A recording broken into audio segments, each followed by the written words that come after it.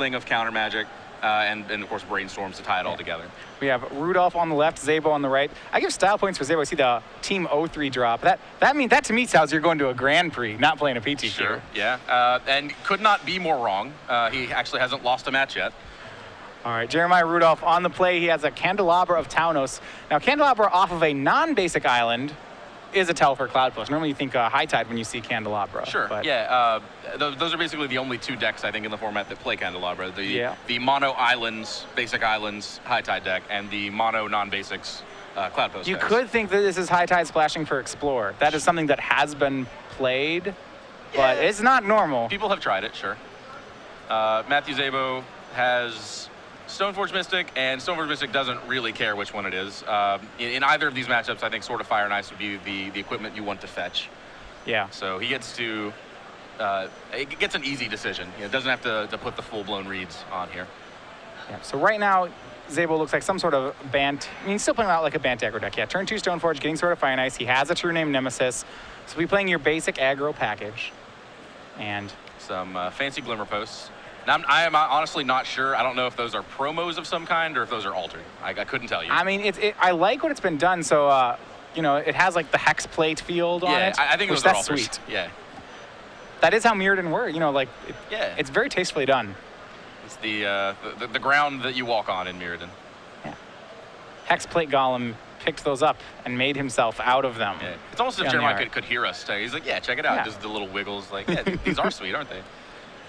All right, first tech here. This is Szabo. He's going to go ahead and put Jeremiah back down to 20. He gained life off of Glimmer Post. Almost plays a Wasteland and decides that he would rather hold it for, I guess, a more of a surprise, I suppose. Although once you half play it, that kind of gives it away. Yeah, I mean, it'll probably still realize full value in the matchup. Cloud Post is a deck that, you know, it can't really play around the Wasteland. When it puts, you know, Cloud Post will come into play tapped, and there will be that opportunity where Szabo can Wasteland them. Sure.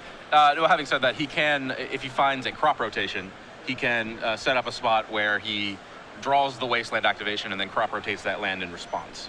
Right. And there's a full set of crop rotation in Jeremiah's deck, so a reasonable line there too. Yeah, we joked we were going to call this deck 12 posts, eventually realized there were only 10 posts, but yeah, if you count the crop rotations, the expedition maps, I think this deck is probably something more like 19 post or something like that. 17 post, we'll call 3 it. map, 4 crop rotation. 4 Primeval Titan, 21 post. All right, I can go with that. 20. Primeval Titan actually is 2 posts, so, okay, so 25 post, there we go. That's a lot of Cloud Posts. That is. And it looks like, no, okay. Oh, he is fetching with a Misty Rainforest. Yeah, Jeremiah fetches off a second tropical island. Right now he's playing fair, you know, just one land per turn. Getting a little bit behind here to Szabo's attack of Stoneforge and True Name Nemesis. Yeah. Yeah, with the mana base as we see it in play right now, this deck almost seems reasonable, you know? Like, it's not trying to do anything degenerate. I mean, it makes, right, and so that makes cards like Candelabra seem less impressive. Well, of course, as you said, leading with Candelabra on turn 1, that kind of gives it away. Yeah, leading with Candelabra turn 1, then the Glimmer Post, that takes away, that broadcasts it. Sure. And I think Szabo's now considering, does he want to show his Wasteland yet? Yeah. He's going to this is on turn 4, he's going to first put a sort of Feast and Famine, a little bit of a switcheroo, into play there, and now attempts to equip it to True Name Nemesis. Yeah. That is kind of going to function as a Time Walk if it hits. Him getting to untap will let him tap the Wasteland for mana, but still leave it up to activate. And as you see, was a repeal in Jeremiah's hand, but because Szabo put the artifacts a 3-drop, so, you know, True Name Nemesis is True Name Nemesis, Jeremiah never really had that chance to go ahead and repeal the Stoneforge Mystic for any sort of value. No, not this turn. He may get that chance yet.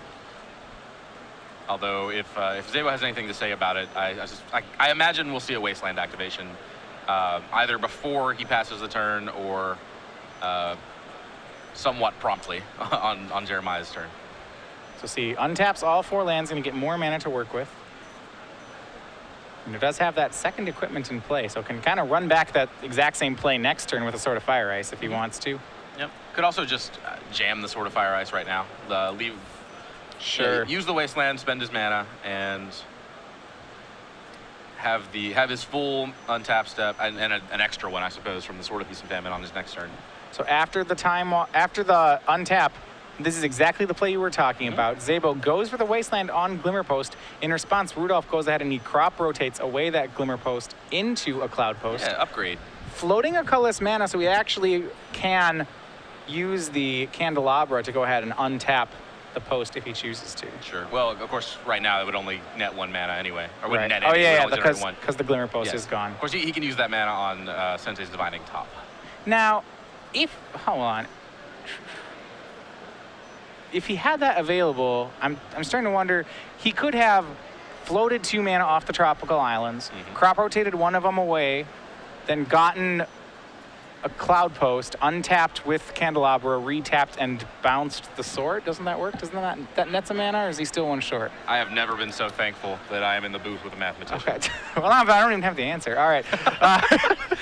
He bounces the Divining Top on that step. He's just going to cycle the repeal. Yeah, I don't either, so if you're wondering. That sounds like it works. Figure that out. You sold it. All right. But, I sold it by saying it convincingly enough. All right. Well, certainly with this Cloud Post now, he has opportunities anyway within his deck to generate enough mana to turn it off. And we actually see a Moment's Peace sitting in his hand, so that's going to stop those Swords activations for 2 turns. And Pithing Needle is going to come down and name Wasteland. Yeah, as we said, this Cloud Post deck is the farthest you could possibly be from Wasteproof. Wasteland is always going to interact significantly with this deck, so Needle to shut it off is a pretty big game here. No, he still ends up 1 mana short, so no, there's no play there. Okay. All right. Thought person. The math gets real fun with Candelabras and Cloud Posts and crop rotations. You guys couldn't see it. Matthias was over here furiously scribbling, by the way. All right, and extra swords. That is a dual-wielding True Name Nemesis. 1 in each hand. He's running back the same play from last turn, and he's going to exalt it. Okay. And he's going to lumber over, sword in each hand. This is such a tyrannical play, like a Timmy play, you know? I'm going to put more things on my thing and hit you. This is 7-0 Legacy at its finest. And untargetable guy, put all the swords on it, get ya. Now, speaking of, like, the kitchen table magic, Jeremiah had the answer, though. He had the Moment's Peace, yes, he too. Did. I miss Moment's Peace. That card was You got to play fantastic. If you play non-tournament formats, there is still plenty of Moment's Peace around. That is true. This, I think, is the only Legacy deck that I see play it, though. Top comes down, top goes for a spin. And we see another crop rotation there. So that's a way to that's a shuffle effect. So that is certainly valuable, and that could potentially generate. That could convert one of those trops into a Cloud Post and kind of start going nuts. Yeah, it does not take too long before Candelabra plus Cloud Post really can pump out mana. One question for Jeremiah will be, what is he going to pump it into? He's going to go ahead and make Glacial Chasm right now, though. Wow. That's not a card that I've realized was even in his deck. Yeah, Glacial Chasm typically only played, I think, out of lands in Legacy. This is an interesting shell to put it in, actually. It's a cumulative upkeep of 2 life, something that Jeremiah has some life to work with. He had to sack a land, but he can't attack, and it's going to fog for many turns here.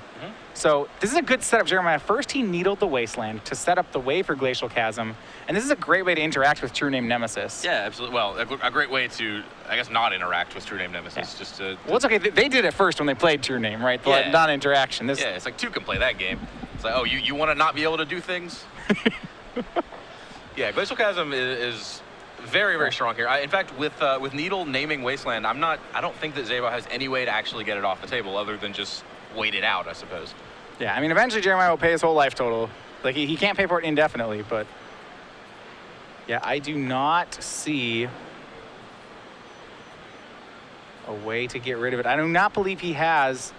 Yeah, he doesn't have a way to get a Pithing Needle off the table, and he doesn't have another way to get rid of a land other than Wasteland. So Chasm's just going to be there for a while. This game he's grinding it down. Yep, and what he can do is fetch up Batterskull, add some more burly monsters to the board, and just make sure that as soon as that chasm goes away, we're attacking for lethal.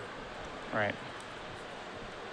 And so now pressure is on Rudolph. What can he do here? He's going to go ahead and he's going to play top. He's going to repeal to draw a card. Just trying to dig a little bit deeper, it looks like. Yep. Yeah, we said that Jeremiah could buy himself several turns with this Glacial Chasm. He doesn't need that many, I don't think. Depends how many Cloud Posts he has, but there's certainly, it's possible he does not need too many. He draws another repeal. I believe with that that crop rotation, he is capable of casting Primeval Titan this turn. Yeah, repeal with Candelabra and multiple Cloud Posts in play. If you want to talk about math situations, once again, have you ever played this deck? This is I your kind of want deck, to. man. The more I'm watching this game, the more I wish I had played this deck. This looks great. I actually think the math's not as interesting right now because I'm not positive he can make enough green. Well, no, he can make enough green. Never mind. Yeah, he has the candlestick. Yeah. Oh, this is sweet. Priority number one for Matthias is the math interesting. I've said that. I've made a comment before. Any deck where you have to use dice to keep track of your mana, I am down for. Okay. So right here, we don't even know how much he can tap for. We have to use paper and dice. That's great. That means he's doing something really broken. Yeah, I agree. And I mean, it's intimidating. I'm not even going to try and figure it out. I mean, fortunately, I'm sitting next to a bona fide mathematician, so we're good. Sure. But All right. So what he has, he goes in crop rotations for a Cloud Post, which means he can have 3 mana up here. He can untap 3 lands, which is either 5 mana or 4 mana with double green. So it looks like he's a little short, except for the fact that he does have repeal. Now, repeal is 2 to cast, 1 to play. Does he still have repeal, actually? Or are you counting the one that he used at his end step to bounce the top? I think he has another one in his hand. Okay.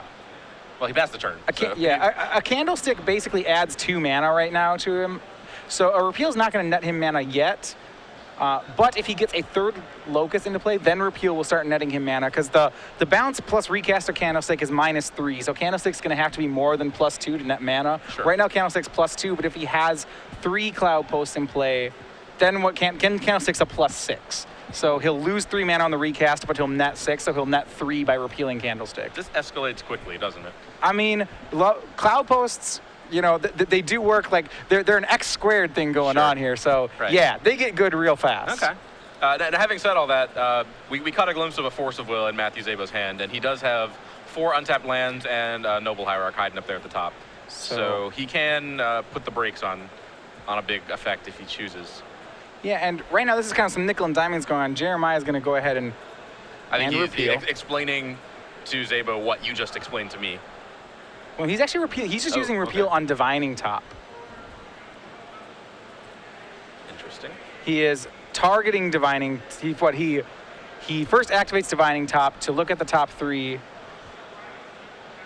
and then he goes. No, sorry. He taps. He's tapping divining top, and then with the trigger on the stack, he's bouncing divining top to his hand, so he gets the card draw and the card draw. Okay.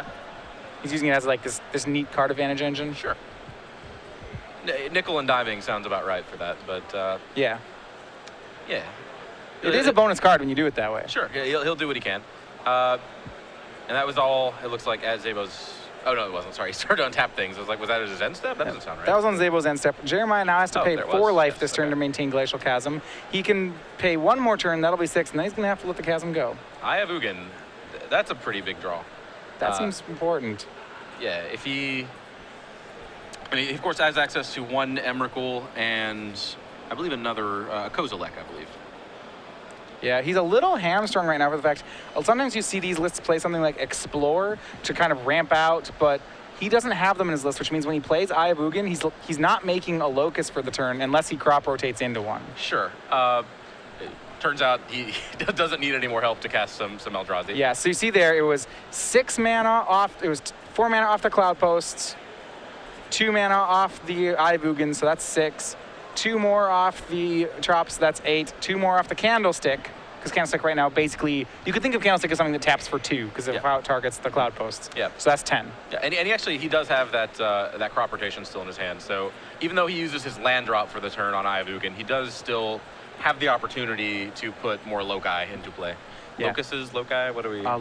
I believe it's it's an I. I've written right. it a bunch. Okay. I think it's loci, but or Loci. All right. I would not have locus, guessed loci, or loci. I don't even know how to say it. I just have, You are, I've written it a bunch and I've said. you are taking know. me to school all different ways. No, I don't know the answer to that one. I probably mispronounced it while referring to multiple locus. Okay. All right. So the Kozilek does get countered, but of course it is a trigger when cast. So Jeremiah's still going to get to draw those All right. 4 cards. The plural of focus in math is foci, so I'm going to say it's loci. Loci. If, All right. if focus is foci, locus should be loci. All right. I'm in. All right. Yeah, so he countered the Kozilek. Jeremiah still gets to draw 4. He just doesn't get an Eldrazi. Mm-hmm. And I think the drawing 4 was the important part there. Maybe, well, he's got to build up to Emrakul next turn, I would think. He's going to lose that Glacial Chasm. Well, with crop rotation into a 3rd Cloud Post, I think he can get there. Well, I don't know if he can tutor up Emrakul and cast it. I think he can do one or the other. That's, tutoring up Emrakul and casting it, that requires 22 mana. That's a tall order. It requires 20, right? The Ivugan actually reduces the cost of Emrakul to 13. Yes. Okay. Yes, 20. I guess I was like thinking about it as, okay, I taps for 2 in a way. But you're right, yeah, it's 20. So if he turned one of his tropicals into a Cloud Post, he has 9, and then goes down to 3, and then 15. Yeah, he is a bit short. He's going to go ahead and, this time he's going to go for show and tell, though. By the way, he plays 3 of those as well. Just in case you didn't want to hard cast these Eldrazi, you can just sneak them into play. Yeah. And you know what? You talking about how he had 0 explores, he had no way of putting extra loci into play. But he totally does. He can show and tell loci into play. This is the sweeter one. What if the best way he can make enough mana to cast Emrakul this turn is if he show and tells a Primeval Titan into play and gets 2 Cloud Posts, he can actually net mana off the show and tell because of Candelabra of Taunos. Okay. I'm intrigued. So anyway, if he puts 2 Cloud Posts into play, now they'll tap for 4. He can float 4 off and put 4 into Candlestick, and we untaps his Cloud Posts. Well, that's 16. So now we're talking Emrakul. Yeah. Guys, I have never seen Matthias so excited about a game of Magic in my life, by the way. Oh, you gotta watch like more degenerate things than this. Okay, fair. This is sweet though. This is suspense, is what it is. I want to know what's hiding behind that show and tell. It looks like Szabo's going to go digging for something to show and tell himself. Ooh, he found a Karakas. That seems pretty sweet. Yeah, that's tempting for sure. It's either that or it's Judge's Familiar. Those seem to be his options. Oh, he has all right, he's chosen a card. Yeah, Primeval Titan. So there we go. All right, this is a mana accelerant. That's the best part. Yeah, that is beautiful. Part of me really wishes, just for irony value, that Szabo had kept that Judge's Familiar. Just like his picture, Szabo, like coming to class with like his dad's owl or something. Yeah, it's just like, check it out. It's the Judge's Familiar. Like just the comparison of Judge's Familiar to Primeval Titan here. So because you're right, that Primeval Titan is going to enable a cast Emrakul this turn. If he has it in his hand, so right now he currently has 5 mana, so he can untap 5 lands. Post 5 lands, he'll have 17 available. That's not enough to search up and cast Emrakul. Okay. Unless has he made a land drop for the turn yet? I don't believe he has. Well, that could matter then.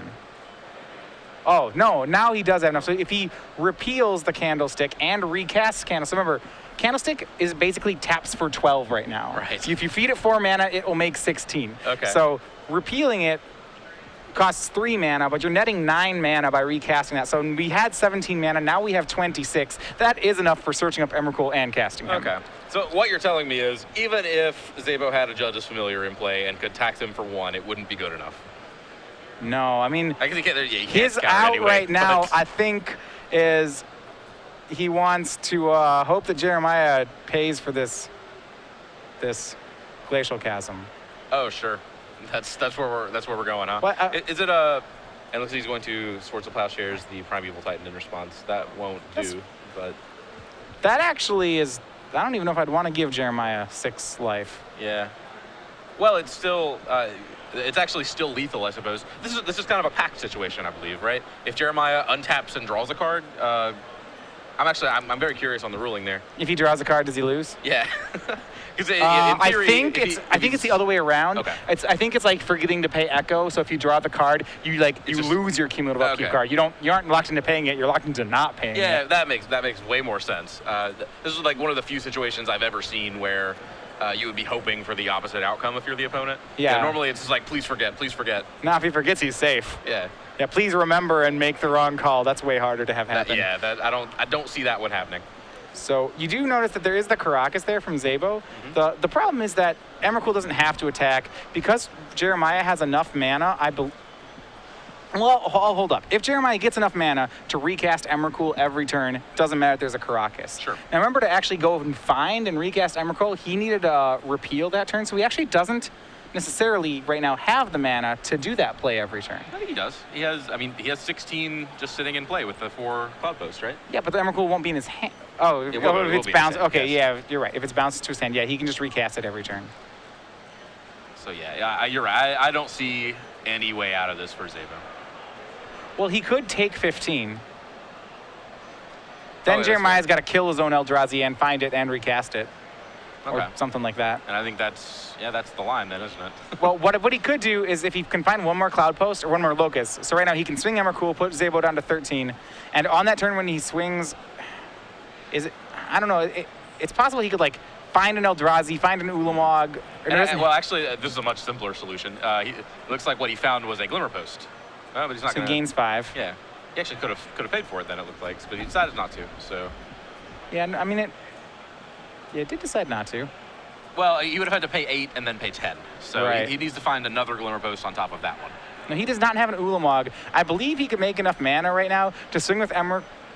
No, I was going to say to swing with Emrakul, find Ulamog, kill Emrakul, find Emrakul. Yeah, kill Emrakul, find Emrakul. You can use the Iwugan twice thanks to Candelabra, recast Emrakul. That's a lot of mana. That's a lot of mana. It's a very bizarre line of play. He drew Repeal, which it would be really cool if you could just repeal his Emrakul and recast it. Unfortunately, Emrakul has protection from repeals. Yep, he has protection from spells. Is it it colored spells? Colored spells, okay. Yes. You can Not of This World Emrakul. You sure can. Very flavorful, too. Yes. Yeah, very rare that you find yourself in a spot where you want to repeal your own Emrakul. You could Ghostfire him 5 times. I don't know. There aren't many spells you can target him with. I don't know how you have 5 of the card. You have to like twin cast it. You have named the 2, actually, that you can target. All right. Unless there is a Ghost Flame in play, I suppose. There are ways.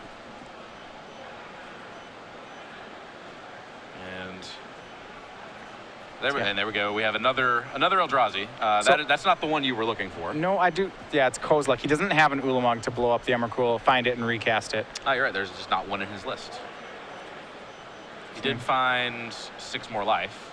Yeah, he did find 6 more life, and if he found a crop rotation, then he found a lot more life. Enough where I don't think True Name is going to kill him. Does he still have the Moments piece in his graveyard? Looks like he does not, right? I'm not certain. I only recall him fogging once.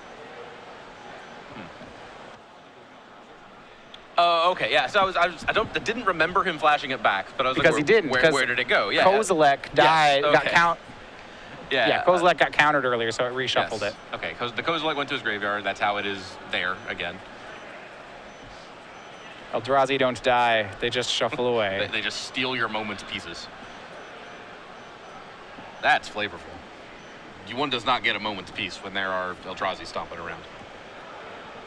Another Glimmer Post, as we said there. So that one's going to be for 6 life. Jeremiah's up to 19. If he has a crop rotation, he can be up to 26. He'll play another Candelabra. He has 100,000 mana. Even if he had another Cloud Post or Glimmer Post in hand, I just want to see him show and tell a Glimmer Post. That's the kind of cute play that I enjoy. If he had any way to kill any of his Eldrazi right now, he would certainly have enough mana to untap Iwugan, recast. Like that play I was talking about, if he had an Ulamog in his deck, he could definitely make it. He has more than enough mana to find Ulamog, cast Ulamog, kill Emrakul, find Emrakul, cast Emrakul, take another turn. How much mana can he make? I know. You know what? I regret asking that question the moment it came out. I mean, there's things he could try to do to get even more mana. Like he could say bounce his he could do stuff like recast Kozilek, try to find crop rotations, crop rotate into more Locust, then that would might even net him mana at this point. Is it really dumb? I would like to just, pause this game and just, time out, see how much mana you can make. Yeah, so you found crop rotation. There's a problem here that crop rotation, I mean, there's no problems here at all. Yeah, he's got the game. I was going to say, for the making mana sake, the fact he drew the Glimmer Post and the crop rotation, so he couldn't crop rotate into the post. So maximum mana is not there. No, this looks fine. He can't maximize the mana production. That's what I'm saying. See, your concern was he does not get to, make 4 digits of mana. Well, you were asking how much he could make, so then I wanted to know. That is, fair enough. But Jeremiah does manage to gain another 11 life, or I guess another 8 there. Yeah. Puts himself well out of 1 swing range for that True Name Nemesis, and that will do it. I'm a fan. I'm going to say I am a fan right now. Yeah, I'm okay with it. Honestly, I'm a big fan of Matthew Szabo's deck. We didn't really get to see it in action. Right. But I love Edric's Spymaster of Trust. This is a card that I first encountered in the Magic Online cube. And I think I'm addicted to that card. I could be 3 picks in, be green's sweet in the hit him to cube. Turok, Necropotent, Phyrexian Obliterator, and then I get past Edric, and I'm like, whoa, that's a loud signal. I better move in. Edric, Elf Rogue over to your left. He himself does not do too much. He's a 2/2 for 3, but he draws you many cards if you're playing smaller creatures. Yeah, so this deck, I would love to see it at least bust loose in one game and just start drawing new fistfuls of cards. What do you think of this matchup post board? What's it look like he's going to be doing? So let's go ahead and look at some of the things he has post board.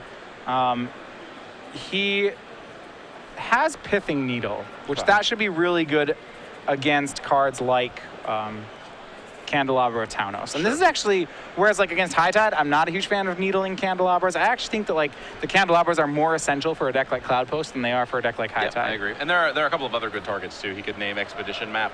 Right, you can name maps. Top. Seal of Primordium similarly seems like it would be fine. There's a lot of artifacts on Jeremiah's side. There aren't too many things he has, to be totally honest. No, it doesn't look like it. Do you bring in Envelop because you saw Show and Tell, do you think? Possibly. I'm not positive about that. Okay. So, Matthew Szabo has three envelops, which it counters just sorceries, so it really only has the Show and Tells as targets.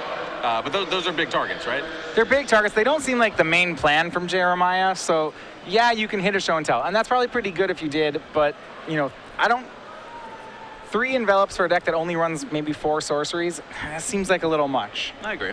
Okay, and on Jeremiah's side, we see... This is such a strange deck. I don't know. I don't even begin to know how it boards. I see 4 Phyrexian Revoker, and that card that cannot turn off Wasteland. So that's the big activated ability that he would like to turn off, but he can't name that. No, he could Revoker equipment if he finds that a sword is really problematic. Mm-hmm. He has access to 3 Swan Song, 3 Mindbreak Trap, 2 Ensnaring Bridge, I think. Yeah, this is. Ensnaring Bridge is interesting in that it actually can hold off a True Name Nemesis. I don't know how easily his deck can empty its entire hand is the one thing here. Well, if it gets access to, if it cuts loose, if it starts cloud posting, once you get into 80 mana or whatever. I think I like Bridge, and I'm not sure. We did see how good Glacial Chasm was. Mm-hmm. Glacial Chasm, I would say, won Jeremiah that game. The Needle plus Chasm, this idea that he's locking Szabo out of the game. So Ensnaring Bridge is a card that's very good at locking people out of the game. Okay. So it's possible that Jeremiah just wants more of that effect. Yeah, I agree. Here's an interesting thought. So if you see Glacial Chasm in game 1, if you're Matthew Szabo, you see Glacial Chasm, do you assume that there is a Life from the Loam or a Crucible of Worlds or something like that that could recur it? I would have thought so, right? Yeah. Glacial Chasm Crucible seems really good. Yeah, and we're looking at Jeremiah's deck list. He has none of those effects. He gets his one shot at Glacial Chasm. Well, actually, I guess that's not true. He can go to the graveyard and they can be shuffled back in from an Eldrazi. Right. So maybe that's how he does it. I think it's more just there to crop rotate into. It's, he's playing cards like Moment's Peace, and the investment to play 1 Glacial Chasm when you already have a set of crop rotations, it's gives you this Moment's Peace you can tutor for very easily. Sure. Okay. So, given that there is kind of a half loop, I suppose, it's a really roundabout loop, but it is a loop. How much do you value Graveyard Hate if you're Matthew Szabo? He has access to 2 Rest in Peace. Yeah, so my worry is that I'm not sure how much Jeremiah actually loops stuff out of the graveyard there.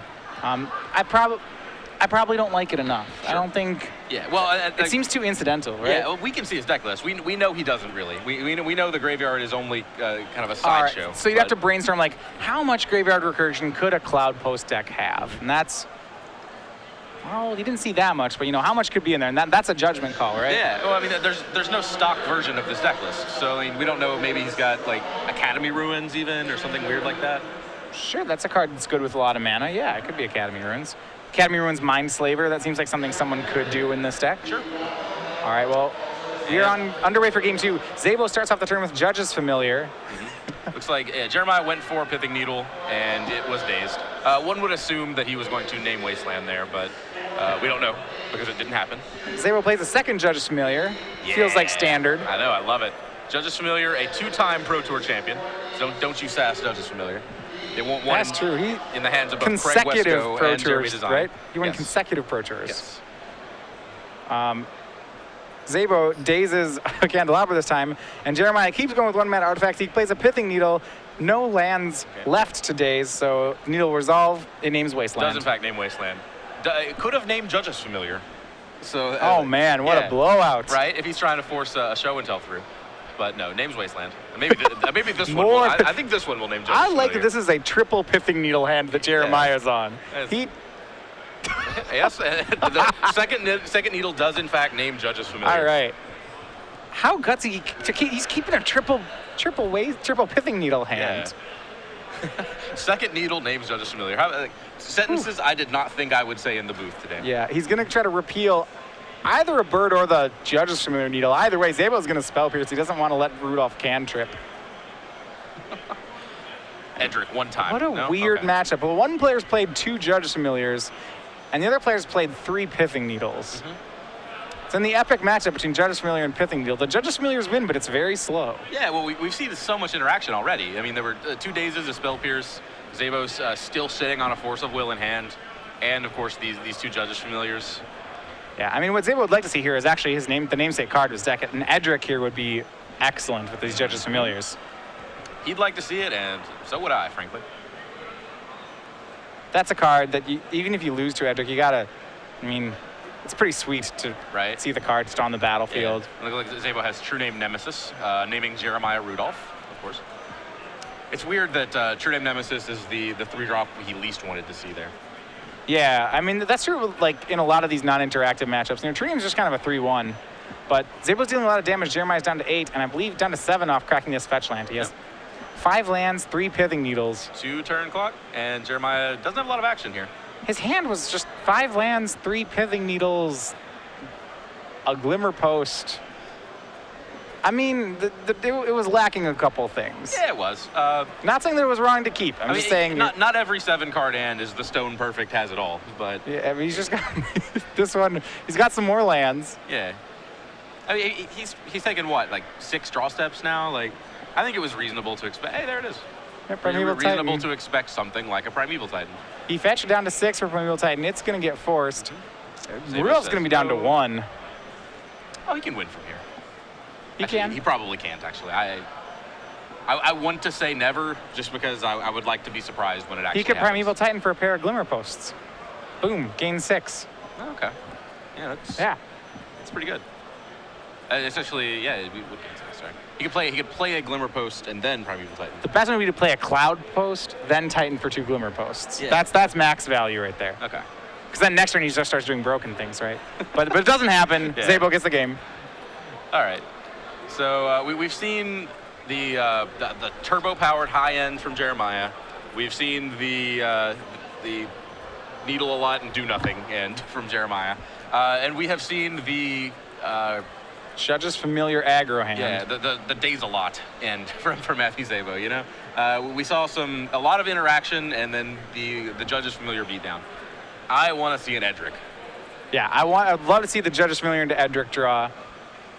I think what Szabo just needed that game was he just needed a head draw with some disruption. Rudolph's hand, more or less that game to me felt like it was Rudolph's hand not coming together. Like, Yeah, he I didn't agree. really do anything. You know what's so weird about this matchup from Szabo's perspective is he has so much interaction that is kind of tax oriented. Like we saw Daze, Spell Pierce, Judge's Familiar, and they were actually pretty good there. He was on the play. He could kind of get out ahead of Jeremiah mana-wise. But like this deck, it looks like all it's doing is making mana, but really it's playing fair until you let it not play fair. Yeah, I mean, we saw it last time. Jeremiah Rudolph's deck was playing very fair most of the game, and then it really just flipped a switch and started being really unfair. Yes. So like there's a weird tension there. Like a card like Daze doesn't seem like it would be very good against the card Cloud Post. But having said that, if you do manage to counter a crop rotation, that's a huge play. Yeah, I mean, it was actually, the Dazes were very good on the early turns here because Jeremiah's deck doesn't start leveraging large mana advantages until much later in the game. So I actually think there's a pretty decent window for cards like Daze and maybe even Judge's Familiar. There's a much better window when you're on the play, however. So, that's true. Yeah, well, we don't know. He might actually consider like trimming some of that, but as we said, he actually doesn't really have a lot to bring in. Yeah, I don't think there's not much for him to bring in, especially when you're playing a strategy like Edric. You kind of want these Judges Familiars. I mean, in the sense that they're never totally dead. Sure. Yeah, they're flying men. I mean, flying men is fine if you have Edric, flying men's great. True. I think that is how we arrived here. That is how we arrived at 7-0, which brings us a single tear to my eye. All right, looks like it's going to be a 6-on-6 for game 3. Both players mulliganing in about less than 5 seconds. Nothing close. That no surface on Jeremiah's face was beautiful. It was just like, whoa. He had never seen a hand so bad in his life, it looked like. Remember, this match with top 8 implications. If Szabo wins, he will be a lock for top 8. Jeremiah with a win is knocking on the door. Not necessarily a lock, but a strong favorite for top 8. Very strong, yeah. If he were to win this match, he would need to not 0-2. He would need another draw, right? Yes. So even if he were to win this match and then get paired down and lose, it's likely, as long as he were paired in the last round with someone who felt comfortable drawing him himself, then he would be able to get in. At 6, could he make it at 6-1-2? I don't know. Yeah. No, he can't. That's worse than 7-2. You're right. So no, he needs a win after this one. I'm telling you, it's a good thing I'm here with a mathematician. All right, turn 1, Jeremiah. He has the Pithing Needle once again. I'm guessing Wasteland. We'll get a. How sweet if it was just Flooded Strand. just blind. Got him. Right. No, it was in fact Wasteland. Just he's like, I had to read. Yeah. Cold soul reads. The judge's like, hold up. Yeah, that would be sweet actually. But honestly, turn 1 Needle on Wasteland is pretty sweet in its own right here. Yeah. It takes away that element of the Bant deck. Yep. And once again, we have Judge's Familiar. Yep. And there is a Daze in Szabo's hand, so. Yeah, this is very much kind of an initiative-driven game here. If Jeremiah had been on the draw, that needle would have hit would have met a Daze, and we would have been kind of experiencing game 2 all over again, I think. Daze doing good work there once again. Jeremiah played a Divining Top in Cloud Post, but because Cloud Post comes into play tapped, Szabo was able to Daze the Divining Top. But here we have Jeremiah with a backup top. Yeah, it's cool. Top number 2. Top's one of those cards that it doesn't really improve it at multiples. I say as he draws a third one. Yes, a third copy. Yeah. It's sort of, you can cash them in as long as you can shuffle your deck, so it's not absolutely terrible to draw excess tops. Yeah. And we see him doing that right away. Plays a second top, draws up the first one, cracks this fetch land for another drop. Yep. And Jeremiah looking like he's going to get his feet established in this third game. He doesn't have the second Locust yet, so he's still playing fair with his lands, but it only takes like one more before Cloud Post starts becoming a real good card. Yep. Ideally, he could crop rotation for 1. He's kind of hamstrung right now by these 2 Judges Familiars. Yeah, Szabo, on his turn, he's going to start with a Brainstorm. He has some options available to him. He had Noble Hierarch, Force of Will, another land off the Brainstorm. It looks like he put the Hierarch back, but it's going to keep the Force of Will. Okay. Swings in for 2 with the Judges Familiars, and we'll see how he chooses to follow up. So just going to ride those 2 flying men all the way to the 3 those flying men. 3 flying birds, men. That's a reasonable clock. This is the game plan right here. Love it. It's Judge's Familiar. I mean, he's going to redraw those other cards. I don't think he has the fetch line to crack. Sure. So Brainstorm gets him his good cards early, but doesn't help him select cards. Yeah, well, he has a Stoneforge Mystic. That can shuffle. All right. So, he's going to draw 1, but... And danger, Cloud Post number 2 for Rudolph. And now he plays Ensnaring Bridge and the last card Expedition map says go. Ensnaring Bridge, as you said, gets to empty his hand. And seems excited about it, in fact. Yeah, well, this is pretty powerful. He can map for Eye of Ugin here.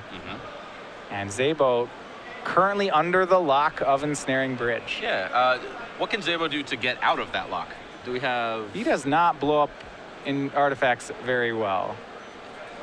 There's 1 Seal of Primordium in his sideboard. And... He can attack with Noble Hierarchs. Oh, okay, that works. Sure. They attack as 0/1s and then exalt to bigger, so you can hit someone with a 0-card hand Ensnaring Bridge with Noble Hierarch. Okay. It is less than stellar. Yeah, not the most reliable plan, but it is a plan. Don't put any equipment on the Noble Hierarch. No, Don't that do won't it. work. Yeah, as I said, he has the 1 Seal of Primordium, which we do think he did bring in. And he has 2 Enlightened Tutors, actually, so that's kind of a virtual 3 Seal of Primordium. If he brought all those in, then he can do it. And he has seen Ensnaring Bridge already, I believe. No, he did not. No, is this the... Oh, no, we talked about it, but he actually hasn't seen it. So it's possible he's just cold to this. Yep. Again, I don't see why he wouldn't bring in Seal of Primordium. He's got some dead cards. Seal certainly seems like it's not dead in the matchup. Yeah, if I'm in Szabo's seat here, I don't think I would bring in Enlightened Tutors as backup seals. I don't see them doing much else in this matchup. So he might just be on the 1-outer, not a 3-outer. Yeah, pure 1-outer. It actually still needs to find a green source. So... Ooh, this seems like it's going in. Rudolph is going to be able to coast in from here. Yep. Yeah, as you said, he can retrieve. He could have retrieved Eye of Ugin, but it looks like he is just going to loci up. Mapping for a 3rd Cloud Post. All the Divining Top activations he could ever want. Yep. Yeah, as you said, Szabo drawing to kind of a runner. One of those has to be a 1-outer kind of thing. We don't know exactly how Szabo sideboarded, but drawing very thin. So I think Jeremiah rightly recognizes he can take his time here. All right, and we'll see from Rudolph. Going to go ahead and top on end step. Remember, he just had a fresh shuffle. Yep. So these are 3 new cards. Jeremiah's so animated. He looks at 3, he's like, those 3 are terrible, and he just, his face tells the tale. I'm going to draw off Divining Top, putting it back on top. I think he's going to shuffle. Yes, Show and Tell, actually. Okay. And what is Jeremiah going to bring? It is Primeval Titan. Well, that's a big one. Yeah. That'll probably get, I imagine that will get Cloud Post Eye. Yeah. Now, remember, Ensnaring Bridge affects both players, so Jeremiah cannot attack with his Primeval Titan. At least I think it affects both players. We should get that confirmed. Yeah, it cannot attack. Yeah. Okay. So eventually, he's going to have to get 15 cards in his hand. That's the only solution. The only solution, huh? I mean, it's going to be tough, but yeah. Okay. All right. I imagine he assembles a mass of Eldrazi and then removes the bridge. Yeah, how does he remove the bridge, actually? He can repeal it. That's a good... Oh, yeah, he has repeal, sure. He has a full package of 4 repeal, so... That's it, yeah. To be fair, but yes. Okay, so maybe this game is won by Matthew Szabo finding all of his Force of Wills and countering all the repeals. Or maybe they just sit there at the bridge and play for the entire game, and eventually Jeremiah gets 8 cards, discards an Emrakul, shuffles up, and 43 turns later, Szabo decks. Okay. Yeah, that seems like a reasonable plan, too. Yeah, honestly. 7. How much time's left in the round, though? We got to check on that one. Yeah. I mean, if I'm Jeremiah, I might just try that. I mean, just because it sounds hilarious? Yeah, well, you're on camera. You get to, like, just enjoy your time, you know? Yeah, he taps 15 for a Kozilek. He's going to draw 4 cards. What if he can't get rid of those, though? He should have, what? He has 5 floatings. He has 5 loci. Another Ensnaring Bridge. Okay, so... Well, that's actually, a second Ensnaring Bridge is kind of problematic. It means he's going to have to repeal it again. Yes, it is. Well, okay. It's problematic for both players, yeah. It's problematic in that Jeremiah has to get rid of them both. Yeah. And it's problematic for Szabo in that he has to get rid of them both. It's kind of works both ways there. Honestly, I think if a second Ensnaring Bridge enters play, I'm pretty sure Szabo's dream of ever attacking with a non-noble hierarch is dead. Yeah, we see he's topping a bunch here. Oh, he has grip as well. Looks like he Yeah, poured his some grip. frozen grips in. Topped then, now he's brainstorming after topping. Okay. And we see he has found his Emrakul. I don't think he can cast it this turn. That's going to be for next turn. So he's going to take some Judge's Familiar aggro.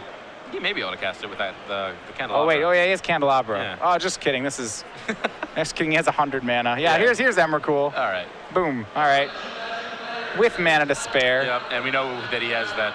Well, he has a repeal in hand. Yep. So. Gonna repeal his Kiz Ensnaring Bridge, I think. Yep. Repeals Bridge. Yeah, and I think Szabo actually still has that force. He may fight over this. Oh boy. All right, he's go. gonna force that. Okay. And of course, we know there's a Croson grip on top as well. So. I mean, yeah, it's. The problem is that Szabo, he can force that all he wants, but he doesn't have a way to stop what's going on. He's just, it's delaying more than anything else. How much mana did he have in the pool? Do we know? I mean, When I wonder he tapped 16, so he had one floating. What I want to know is... I don't know, a lot. Like, can he do it now? Were these 3 Judges Familiars live? I assume not, right? I don't think so. Okay. They certainly aren't live against Croson Grip. Yeah, that won't work. And now Jeremiah Rudolph is going to take his extra turn off Emrakul. There is no Ensnaring Bridge. Creatures will be able to attack. Oh, he gets to attack with both Eldrazi. Oh, yeah. That is beautiful. Oh, he's swinging this turn. We're not in the bonus turn yet. He's swinging this turn with Primeval Titan, getting 2 bonus lands. Okay, just a little extra value, sure. Just suiciding it into this Batter Skull. Yeah, I can't believe in game 1 I accused Matthew Szabo of tyrannical magic for putting a couple of pairs of pants on his true name nemesis. Look at Jeremiah Rudolph. There's 1 Eldrazi's not enough for him. No, he's got a lot of power and toughness on the board. A lot of mythics. I like it. It is all about the dinosaurs. Yeah. All right. And there we go. It looks like that does it. Jeremiah Rudolph wins to stay undefeated. He is at 7 wins, 1 draw. Looking for 1 more win for top 8. And Matthew Szabo at 7-1. Probably still in with a win next round, to be totally honest. We're just over the cusp of not into 10 rounds. But